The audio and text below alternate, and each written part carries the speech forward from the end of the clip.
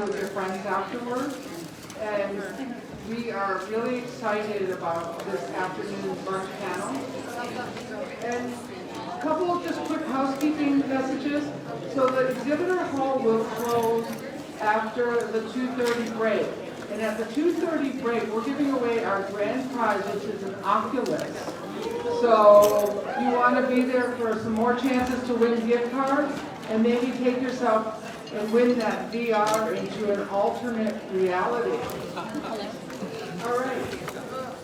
So settle down and here we go. I'm very excited to introduce my friend and colleague, Dr. Lauren Costine. We'll actually be presenting together at the West Coast. Oh, you're going to run it? Yeah, that's fine. If you hit it.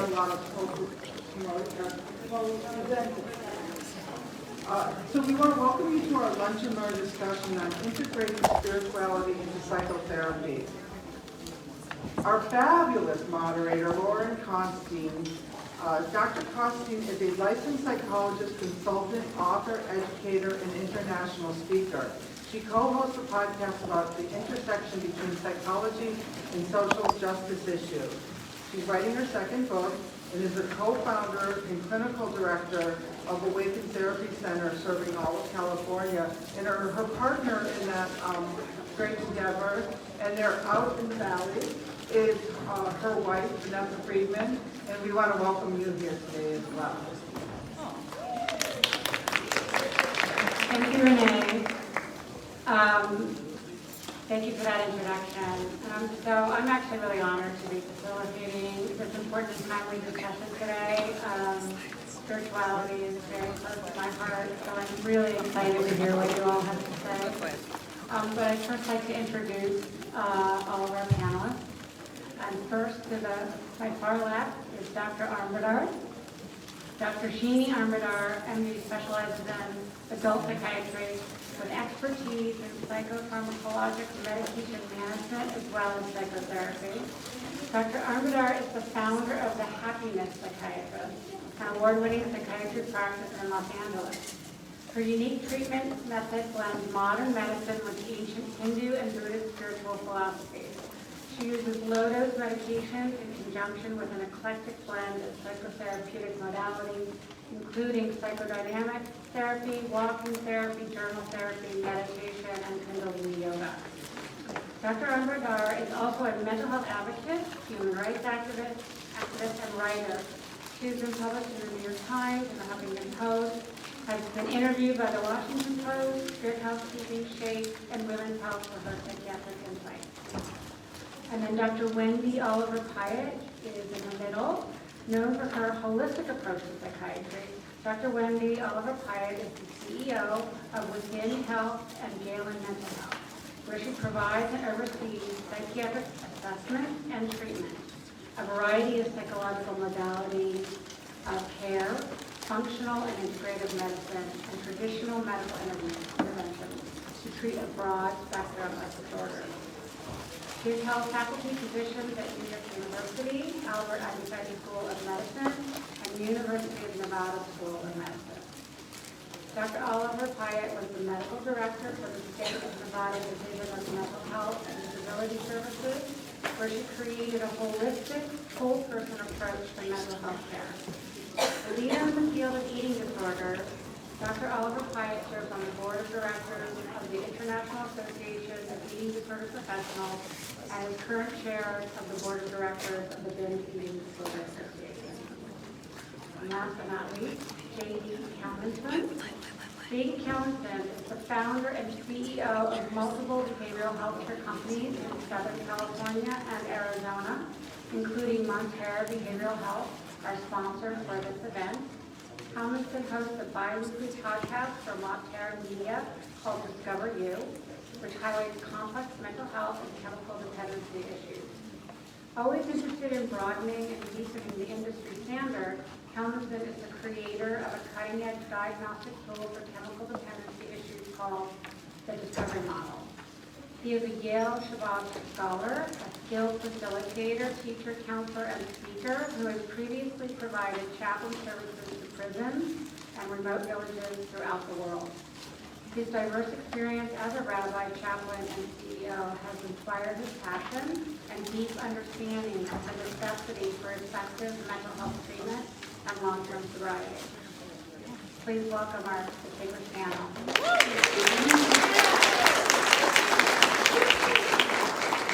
So we have very limited time together. I'd really like to jump in with our first question. And hopefully we will have time for some audience participation at the end of our time together.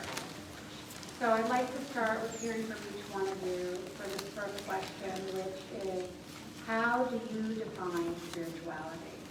Dr. Oliver, would you please go first? So obviously it's a very deeply personal question, and everyone may answer it differently. So for me personally, I would say it's a few different things. It's about really connecting to who I am, like my spirit, my soul. Really connecting to my intuition, awakening kind of an inner intelligence, having the courage to know who you are and then be who you are. So express your authentic self in the real world. And it's not so easy to do that, as I'm sure we all know, right? It's not so easy to listen to your heart or follow your heart. So to me, that's a really crucial part of spirituality. So it's about kind of awakening your spirit, that soul. And then another part of spirituality for me is just kind of pondering, the cosmos, the universe, all the galaxies, the stars, the planets, the suns. I mean, it's just amazing if you think about it, what makes all of this go round? What force or energy is behind all of this? So, obviously I don't think about that every day, but when you do really ponder that, I think it, it really makes you ask, what is our relationship to that force or that creative energy? And how can we connect to that in some meaningful way? So I guess that's what it means to me. Lovely, thank you. Dr. Wendy. So for me, just being invited to do this panel was sort of interesting for me because I sometimes share, not a lot, share that I'm a child of a Holocaust survivor. And one of the ways that my father adapted to what he went through was he became really like an extreme atheist. So I was brought up along the continuum of cynicism versus faith. I was brought up with the idea of cynicism and sort of an eye rolling. Even we didn't even get to believe in Santa Claus at my home, and I was in person things about it. So I have always felt sort of a yearning and a desire to have more connection to what spirituality is. And so one of the things that I do for myself is I think of the concept of choosing the loving behavior. So I talk with my patients about PTLD. So if I don't myself kind of just have that sort of feeling of mysticism or transcendence, that might be something that you can feel if you're in a spiritual state, is to choose the loving behavior. So loving behavior, loving kindness towards myself, loving kindness towards others. And then there's that phrase like entering into the world of the spirit, and I think that's also very interesting because it implies that there's action. So instead of just thinking of spirituality as like a feeling, I like to think of it for myself as like an action. So I don't feel as helpless necessarily about the fact that I feel like spirituality is sort of like a muscle that can be cultivated and grown. And so that's what I sort of try to do for myself. I think one of the other things that's tied in with spirituality is the concept of contentment. I love the word content because it means, to me, it means you're okay with what you have, like whatever part you have.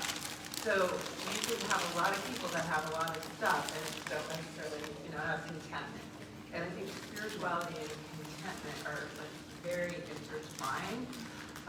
So I like the idea of loving kindness, contentment, and I think also curiosity and openness to the reality and the miracle of life is something that really excites me. I like to read about near-death experiences and the commonalities among those who have near-death experiences. And then a couple other things that comforts me are that when I've been really pushed to the end of my rope, as far as something really, when my son had a serious medical problem, I found that I moved into prayer. I literally would go downstairs, get in front of my fireplace, get on my knees and pray. And I was not taught to pray, but that instinct came over me, and I just found that very interesting, that like something inside of me called for higher power, if you will. That kind of comforts me when I think about spirituality. Also, growing up in Nevada, I had a lot of friends that I was, like this daughter of a Holocaust survivor living in a town where it was like Julianne, Marianne, Shirley-Ann, and everybody was Christian. I'm not kidding, and I was Wendy Frida, so my dad gave me his sister's middle name. So I always felt like an anomaly, but when I was 12 or 13, I actually got baptized with one of my friends. Her, my friend Desiree, her father was involved in church, and I had a very transcendent experience when I got baptized. I had this like wave of like euphoria and calmness, and so that always comforts me. And then the last thing that comforts me was, there's a long list that I've been here all day, but another thing that comforts me is that my dad, who was like hardcore, atheist, and we couldn't have, no such thing as Santa Claus type of thing. Now that he's 94 years old and more in touch with his own mortality, he and I now talk about this presence of miracles in everyday life, and that's very comforting to me. So those are just some of the ways I personally describe spirituality, and I really do hope that we have time at the end, because this is such an interesting subject. I would love to hear from the audience also. Thank you. And first and foremost, I want to start by saying that definitely everything that you've said resonates with me personally. If any of you have ever been to Israel and you ask somebody for directions, you get a funny response. So you're going to see that there's a right. Don't take the right, take the left. So let me begin by first sharing what spirituality does not have to be. They say a story about a fellow who, him and his wife, Sammy and Sadie, they were in their late 80s, very health conscious. They were meticulous about their daily exercise routine, only organic, vegan, on multiple different diets. And one day they're crossing the street, and tragically they're hit by a car, and they both die. And they come up to heaven, and Peter the angel welcomes them. And he shows them to this gorgeous palatial home overlooking the ocean. And Sammy starts getting fidgety, and he says, how much is this going to cost? And Peter says, no, it's heaven. This doesn't cost anything. It's on the house. So, okay, they come in, and then they see this magnificent array of exotic delicacies of every, imaginable origin. And Sammy says, sorry, Peter, but where's the organic section? Davey and I, we're very confident. And Peter says, no. Sam, you don't get it. This is heaven. It will not harm you. There will be no detrimental effect. And now Sammy's really frustrated, and he turns to Sadie. He says, you and your bread and muffins, we could have been here 10 years ago. So let's just outline right up front. Spirituality does not have to be about heaven, and it does not have to be manifest in any type of traditional dogma or religious definition. It is something that is what we believe to be universal. And what I'd like to do just for a couple of minutes is you all have a paper on the table in front of you. And this is a spirituality assessment exercise. But before we jump into it, I want to just point out another expression of spirituality. People tend to conflate and confuse two terms, influence and power. Because in society, most people who are powerful are influential, and we associate those who are very influential as being powerful. But they cannot be further from it. They cannot be further apart from each other. Because suppose I take 90% of your power and I distribute it to 9 other people. I've removed 90% of your power. But suppose I take your influence and I spread it to 9 other people. I've multiplied your influence by 90%. And you find in a lot of spiritual literature, talk about the soul being connected to the candle. You think about the candle, we all innately can appreciate the comfort of a candle, the warmth, the glow. And when you think about it, the candle is really one of the only creations, material creations, that can give, and will not be depleted even one iota. One candle can light 1,000 other lights and still retain the same potency. And so without further ado, if we can look at it just for a moment, and we won't go through the whole thing, but the idea of the spirituality assessment is because very often we don't take the time to ask ourselves questions. And we don't take the time to challenge ourselves with thought-provoking sort of queries that compel us to encounter aspects and spheres of our own self that we don't necessarily bump into on our everyday life experience. You know, there was a Nobel Prize laureate, Isidore Rabi, who won the Nobel Prize in chemistry. And when they asked him, why do you think you, out of all the kids in your class who were all bright, won the Nobel Prize? What led you to such a celebrated path in science? He said, well, every other kid, when we would all come home from school, our moms would all greet us and say, what great teaching did your teacher teach you today? My mom was different, and she asked me, what great question did you ask today? And that's really what this assessment's about. It's about asking ourselves important questions. And I'll just go through a few of them. And if we have time later on, it would be very interesting for folks in the audience to answer these questions. But the first one is, who's the most spiritual person in your life, and what makes them so spiritual? The reason I love that question is because very often we regurgitate a lot of slogans or statements that we've heard, we've processed, and we've sort of identified with in a very default way. But when asked the question in a little bit of a different way, sometimes you can see based on who that person might be. And when you unpack it and say, why is that person spiritual? That can help you understand a little bit about your own associations and definitions of what spirituality looks like. Now, if you all do this exercise with me just for a moment, a very quick moment, I want you all to imagine yourself meeting somebody for the first time, and you have about a minute or two to describe yourself. So you only have time to say 2 or 3 things about yourself. What might that be? Let's all do this for a second, right? Imagine you're meeting somebody for the first time. What are you going to say about yourself?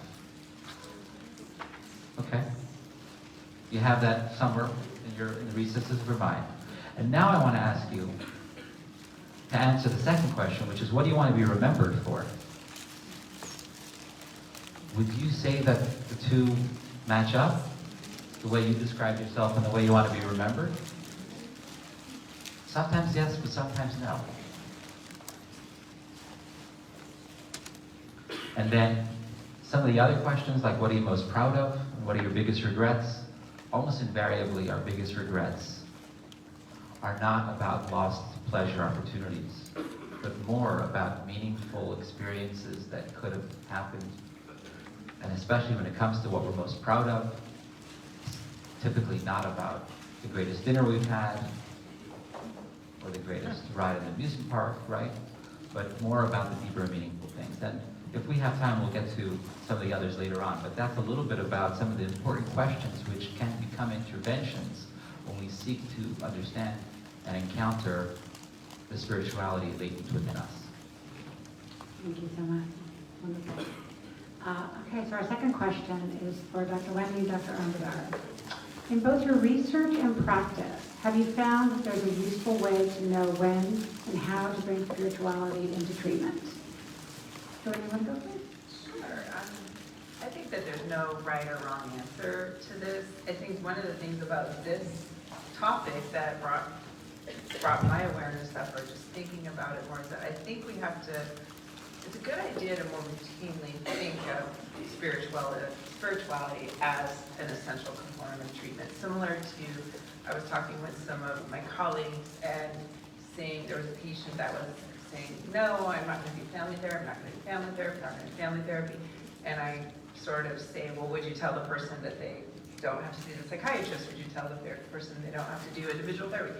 No, the family therapy is as much of a component of treatment as anything. And I think spirituality and this, just being invited to do this, it sort of brought me to that place of that it should be always considered as an important modality of treatment that can be utilized to help people, through their painful life experiences. And I think the most important thing is just to not have your own agenda about it, that it's really keeping in mind that it's about connecting with the patient and them being able to be in touch with their authentic self. But I think it can start by questions like this to get to know what their spiritual foundation is and how they think it may or may not be helpful to them. And is it overlooked in some way? And certainly when you're treating, eating disorders and addictions and anybody who's experiencing pain, I mean, one of the things about spirituality is that it broadens your perspective on things. Like these questions really are tied into having perspective on life and what your values are. So in any situation with somebody who's having any type of psychic state, a dose of perspective is always in order, and being more in touch with, like you talked about, what we call our soul, whatever that may be. We know when we have that inner messenger inside of us that's saying something in our life isn't really adding up to our values. We just a lot of times don't like what that means. And so helping people be able to listen to that is really, really important, and helping people see when there's an incongruence. And so however that person has approached spirituality is really the starting point, and not having an agenda about it. But considering it a fundamental part of treatment in all cases as a starting point, I think will elevate all the work that we do. I think it's overlooked. I definitely agree with that. It's a little bit different in my practice because I'm the happiness psychiatrist, so it's kind of obvious that I'm taking a slightly different approach. So I think the patients that come to me are already a little bit more open to exploring kind of their spiritual side. It's really case dependent though, you don't, as you said, you don't want to push it on anyone, you don't want to have an agenda. So, and then in some ways it's about semantics, right? Because you could argue that everything we do as psychiatrists and therapists is deeply spiritual. I think as clinicians, we give patients permission to be who they are. We make it okay to be who they are. And I think that's actually, I don't think there's anything more spiritual than that. So whether you call it spirituality or you just call it a therapy session, I think it's all spiritual. But in terms of when do you bring it up, I think that I've found in patients who present with depression or anxiety or self-esteem issues, often there is a sense of emptiness, there's a sense of, there's a void there. And I think that if we can talk about, hey, what's this emptiness about? Maybe spirituality can help that. Maybe meditating can help you gain some insights about who you are as a person. So it's very individual, but I do think there's kind of a lot of emptiness that I think spirituality could really help. Anxiety as well. Meditation is not easy. It's not something that you just want to tell somebody who's very anxious, we'll just go meditate. It's not so easy, and I definitely recognize that. I think in my sessions, we even just meditate for like a minute or two, and that's so helpful. Like people literally, you can see them coming down from the anxiety in just a minute or two. So I take a very broad approach to spirituality, so I think that it's, whether you explicitly say, okay, today our session we're going to talk about spirituality, whether you say that explicitly or not, it's kind of always there. And then the other thing I really wanted to mention is intuition. I think intuition is such a beautiful, important thing in our world, and I don't think we talk about it enough. We don't honor it enough. We don't give people permission to listen to their intuition enough. And I think that if we can give that to our patients, if we can give that to ourselves, we have the answers inside. We know kind of on a deeper soul level what we need, and sometimes the therapist just facilitates you recognizing what you already kind of know inside.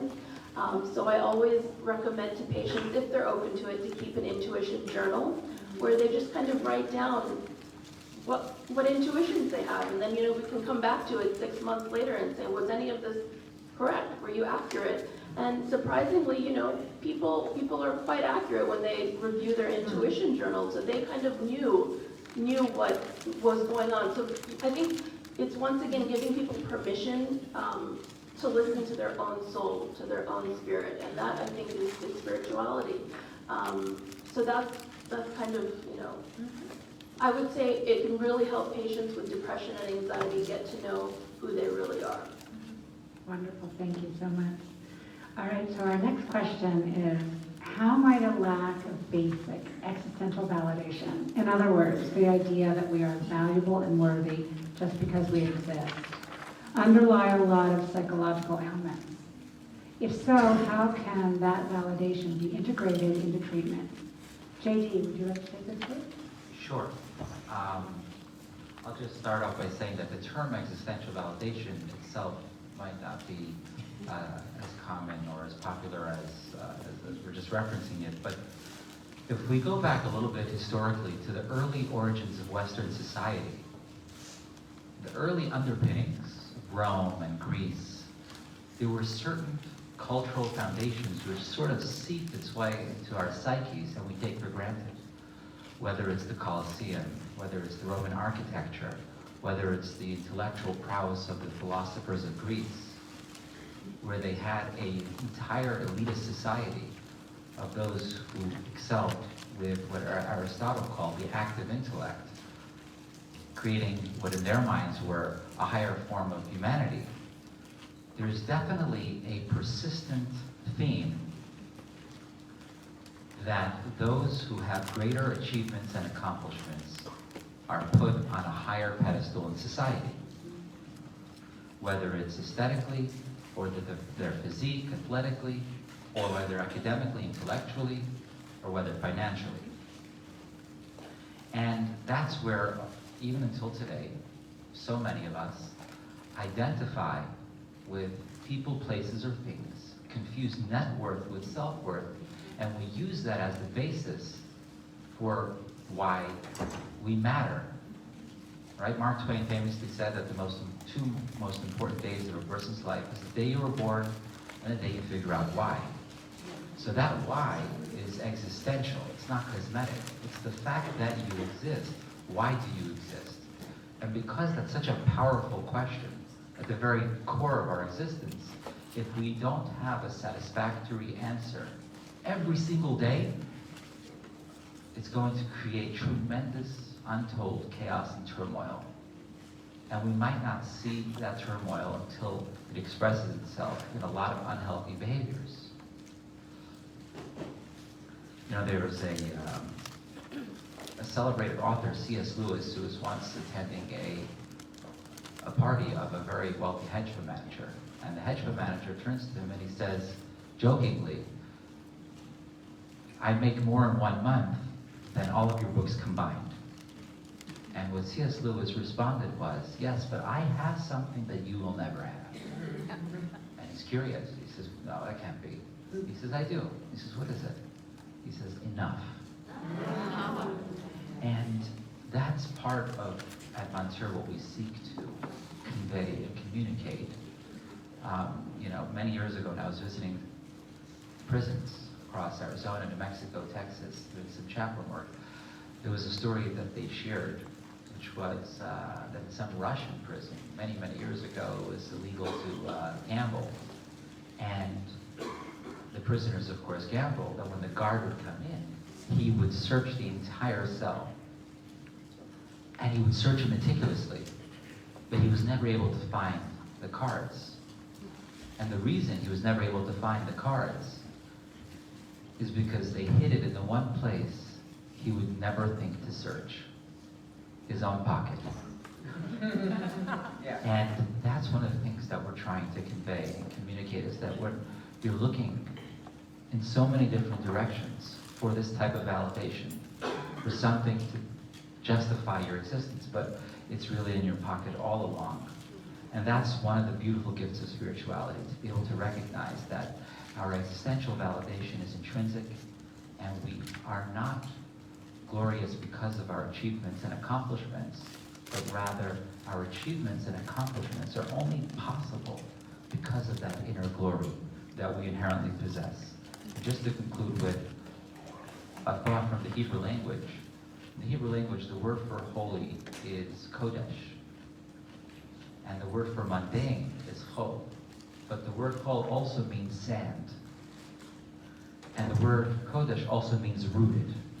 So one of the key distinctions between spirituality and mundane hedonism is how rooted are you and how easy is it to blow away in the wind like sand.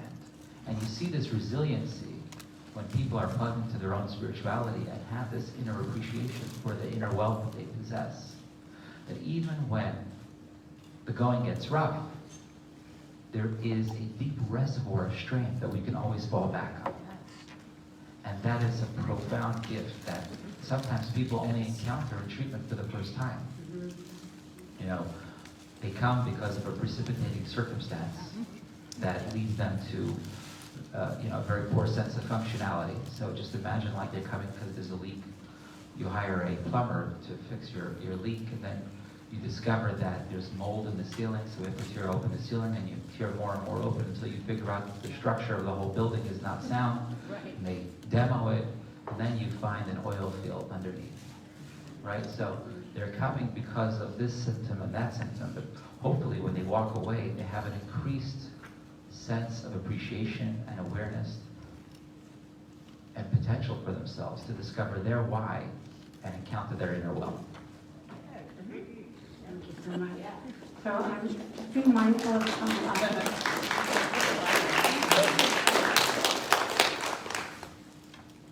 time. We have a couple more questions too that kind of interconnect. If you'd like, you're okay, I jump to the next one and start with both of you, okay? So, do you feel that a sense of connection with spirituality and to finding meaning and purpose is especially appropriate and relevant in these times? Why or why not?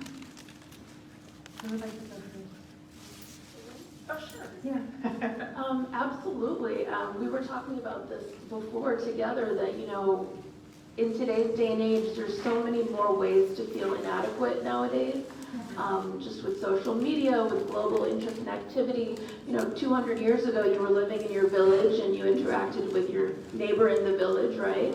But now, you know, you get on social media and you see so many people. So I think that absolutely, in the modern world, it's even more important to be grounded. And I really liked what you said about rootedness, because I think spirituality can really ground you. It can really help you feel a sense of, I'm solid inside, right? So things are going to change in the outside world, external things come and go, but if you're really grounded in something deeper, your own soul, it's really a source of deep strength.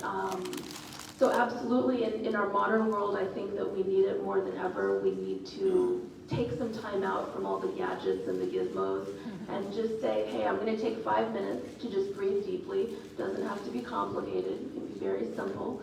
But I think it's so rejuvenating, absolutely. I agree. I think that the way our society is set up, I think if there were some aliens that came down and take a look at us, and they would say, what on earth are they thinking? I'll give an example, you know, in addition to social media, just kids with the expectations kids have, and why is it that kids have to go to school all day, and then they have to do after-school activities, and then they have to get home, and then they have to do homework. So we sort of create a routine that's sort of normative that really does not really put people in touch with their spirituality or their intrinsic soul or whatever language we want to use for it, but just being in touch with their true self. And I think that one of the ways I use, some of the terms I use with my patients is that some of the people that I work with I think are really good and competent at a lot of things that society expects out of them, and then they get a lot of social reinforcement for being good at the things that society expects out of them. And there's this process, what I call it, you're addicted to external hoop jumping. You've just become so acclimated to getting the reinforcement from the outside that the plumbing from within isn't really getting cultivated. So I think about like one of my patients that is just really, really bright and was like in advanced reading in first grade and like was really athletic and all of this, and she did not, there was so much reinforcement of all these actions that wasn't connected to her soul, that she just got lost. She didn't know what was inside her. When you talk about existential validation, she didn't know the beauty of what was within her. And so it's very powerful getting those likes on social media, or the grades, or the school, and the prestigious school, etc. I mean, and people can get very hooked into that and really detracted from themselves. And it's normalized in our society. It's really not a lot of attention is put into that, inner search for the validation of the authentic self. I'll just say I'm really proud of my daughter. She's getting ready to graduate from law school, and she's one of those people that did a lot of external hoop jumping, but she sent me a message this morning, and she's not taking like the big job with a big corporation in New York. She's sending me a message telling me how little money she's making after she gets out of law school, and I said, I am so happy because you're doing the thing that you feel compelled to do and excited to do. So that's kind of something that makes me excited, to see people being able to recognize what's inside is really the treasure and the value that you're talking about. I just want to add one thing. When you were talking about your patient, it reminded me of one of my very first patients. When I started my private practice like 10 years ago. I'm not going to reveal any identifying information, but he had won this big entertainment award. I mean, amazing. You'd be so proud of yourself. You're working years to achieve this, and he literally came in and he was so depressed.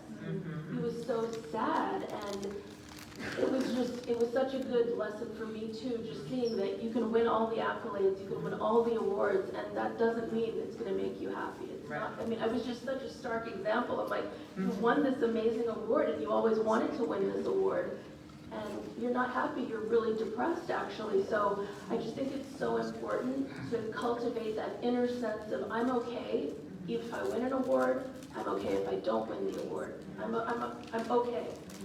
But I just want to point out what you're saying. When people talk about a midlife crisis, so there's so many ways that people can have a midlife crisis, and there's so many ages that you could have a midlife crisis.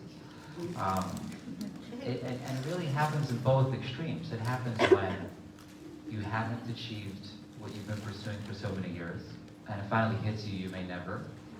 So that sort of target for validation that was supposed to be the answer to what makes us feel relevant and important might be out of our reach. But then it also happens on the other side. Right? You actually reach what you were pursuing all along, and then you say, "Oops, really?" I think it was Abraham Lincoln who said that so many people spend their lives climbing the ladder of success, only to realize once they've reached the top that it was facing the wrong wall. So that could be another source for midlife. And I think somebody else said, another saying was, many men spend their entire lives searching for fish, like trying to fish, not realizing it's not fish that they're after. Right. It's the same thing. Maybe that's not going to do it for you in the end. Right. Yeah. Wonderful, thank you. Well, that means we actually have time for another question. So, that's great. So this one is for Dr. Wendy and Dr. Ambardar. Are there scientific studies that have shown physiological changes to the brain as a result of spiritual practices and interventions? Sure. It's been only about 30 years since I took my last neurology test, but this is really, really fascinating to me to think about the neurobiological correlates of what spirituality really is. So there's a lot that's written about. A lot of the studies that are done on the brain changes as tied into spirituality are actually done on people in states of meditation. But there is something called the default mode neural network. Again, it's been a while, so, but this is really, really fascinating. This default mode neural network is really the neurobiological basis for the concept of the self, if you read about it. And there's this network of the brain, in the brain, where you have the prefrontal cortex, the posterior cingulate cortex, the precuneus, and the medial temporal lobe that are all like interconnected, and this is really the part of our brain that sort of can tie it in to the experiences that we might call spirituality. And what's very interesting when you read, when you think about what these parts of the brain encompass. The temporal lobe and hippocampus is tied into perceptions of beauty and processing of affect and emotion. The precuneus has about 60 functions when you read about it, but among those that I thought were very interesting and worth noting is memory and integration of information. Of course, the prefrontal cortex is the cognitive control, cognitive flexibility, impulse control, and then the cingulate cortex is the process. What's really interesting to me about this part of the brain is the processing emotion and behavior, but also autonomic function. And so when we think about like the things that we're doing in meditation or yoga or just like breathing is so amazing. I mean, you can, why do we say breathe? You know, like if you take a deep breath, like if we just take a breath in, you know, our nervous system is affected by that. So this default mode neural network is part of what's going on for us when we're entering a state of transcendence or spirituality. That just kind of blows my mind. Some of the other things that are really interesting about that is that it is through reduction of the activation that you have the more access to the spiritual realm. That's also noted in meditation, and things that bring that on include altruism. So the act of altruism actually affects our brain in this way.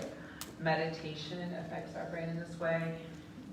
Prayer affects our brain in this way. And guess what? Psychedelics can also affect our brain in this way. So this is something that, you know, there was talk about psychedelics and trauma, which is like kind of like the new generation. I missed the talk, unfortunately, but these are different ways to decrease this neural network that's tied in with spirituality. So it's just, that just kind of blows my mind when I think about the neurobiology of spirituality. There's a lot to be read about this, and one of the most interesting studies involved, actually it was about 90,000 people that they studied and were able to identify these parts of the brain, and they used meditation as sort of the way to kind of access what they call spirituality. I'll just add a little bit to that because I think you covered a lot of ground there. You know, there have been studies now for at least 20 years, I think since like the early 2000s, that have shown that meditation actually changes your brain, you know. The amygdala, which is the fear and anxiety center of the brain, shrinks. The hippocampus, which is the learning and memory center of the brain, thickens. The temporoparietal junction, which is kind of the empathy center of the brain, thickens. So these are real observable physiological changes in your brain, which is not hard to believe if we view the brain as a muscle, right? And when you exercise a muscle through meditation or yoga or any other spiritual practice, it's going to get stronger and you're going to observe, you know, physical changes. And I think a lot of the studies have been done with meditators, and they've shown that in the left prefrontal cortex, when that area lights up, it generally means that the test subject is happier or is feeling more joy. So people who meditate more, they found that their left prefrontal cortex actually just lights up a lot more on fMRIs and EEGs. And then when you're depressed, your right prefrontal cortex tends to light up more with activity. And you see more activity on the right side in patients that are depressed or maybe aren't engaging in treatment for their mental health issues. So I think it's fascinating that we can observe these changes in the brain. There's been preliminary studies now on yoga as well. Not as many studies have been done on yoga as have been done on meditation, but with yoga as well, they've shown that the gray matter volume in the brain actually grows when you do yoga, which I think is fascinating. So Wonderful. Thank you, everyone. So we just have a bit of time left. We have a wonderful question, but I think what I'd like to do, if you're all, you know, agree with me, we'll open it up to some questions. We have about 8 minutes. We'd love to hear from you. Obviously, each panelist here is open for a question. Questions or comments? Or comments, yeah, absolutely. And I think Renee's grabbing her mic. Thank you, Renee.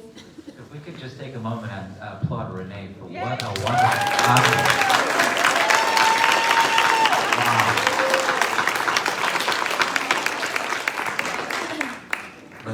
thoughtfulness to so many of the myriads of details to making something so spectacular and beautiful. Really, really thank you. And Renee is the calmest conference planner I have ever seen in my life.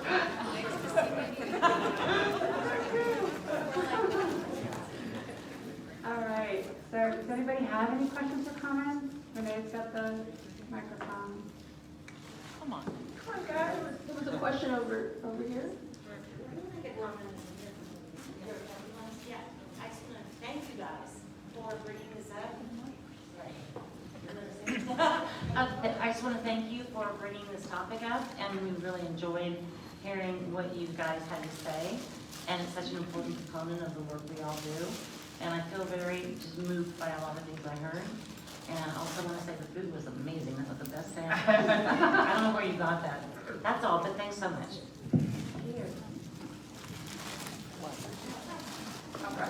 In the front.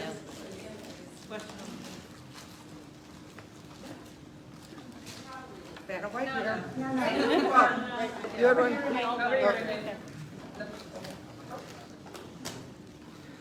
First of all, thank you, all three of you. That was wonderful. I was wondering, when you are working with folks who are initially even skeptic to the idea of spirituality, you know, what are simple things that help you get to, I guess, a halfway point or that next step towards the direction where they can open their mind to that sort of concept?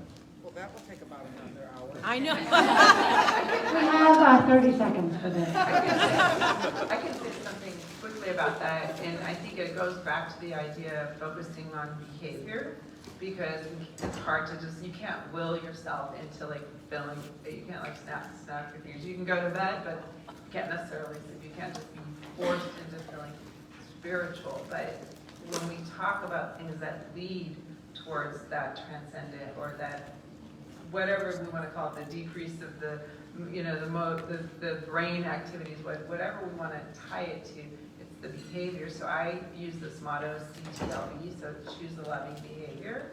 And so helping people think about like what's loving kindness towards yourself, what's loving kindness towards others, and be thinking along those lines, so that you're not like kind of trying to shove any dogma, you know, into a person's way. But I sort of say to my patients, like, well, does it do any harm to add more love into the universe? Like, right. I can't see any reason why we shouldn't at least put some energy into that. And by helping people like kind of think of themselves in sometimes an altruistic way, or think about being more compassionate toward themselves or others. These are things that can help, I think, go in the direction without like any kind of dogma that you're pushing upon someone.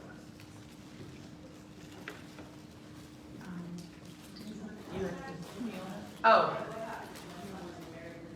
We all got it. Uh-oh. Mike is coming. Mike is coming.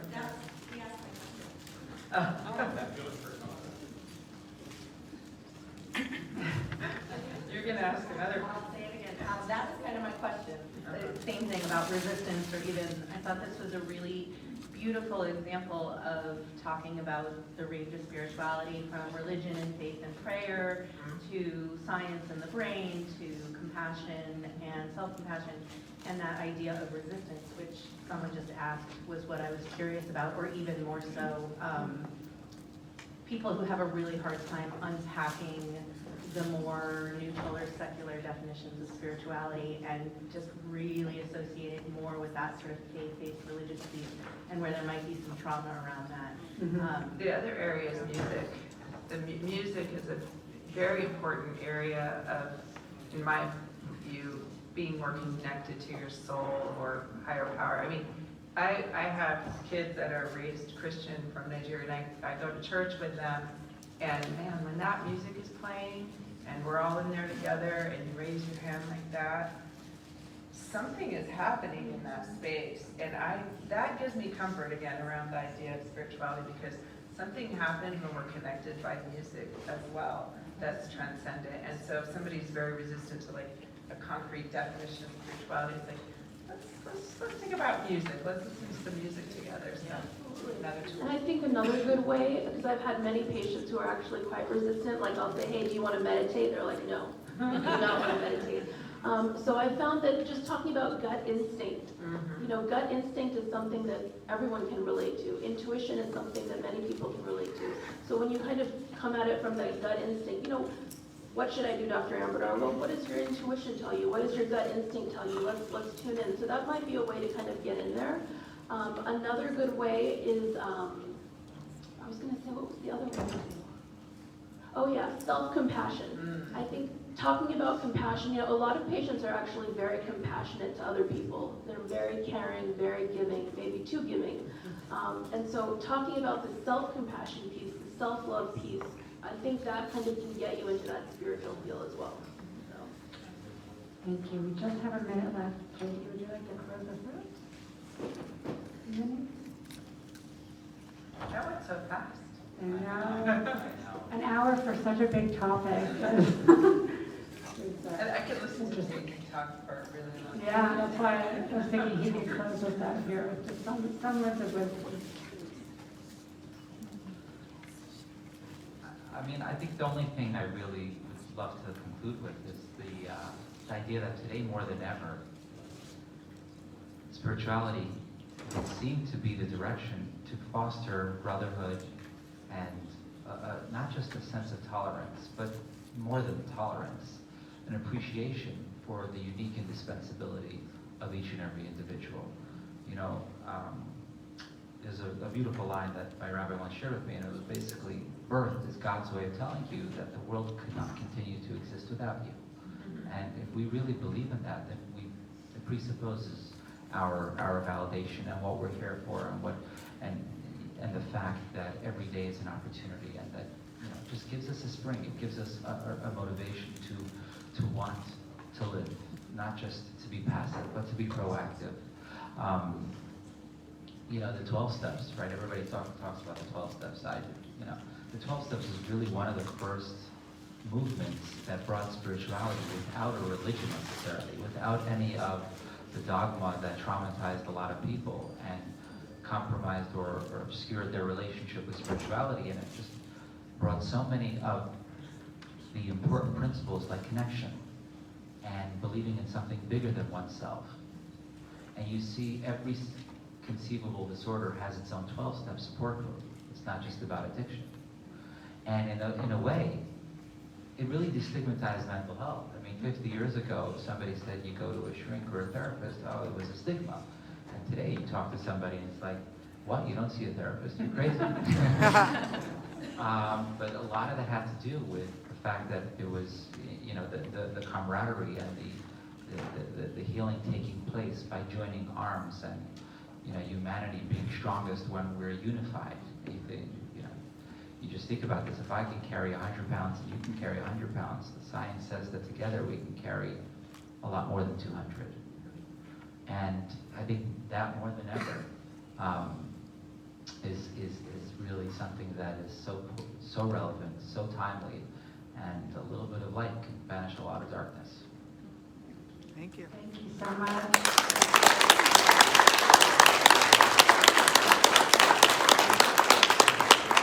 Hi, everyone. Thank you so much for joining us today. Thank you, Lauren, for moderating. Thank you.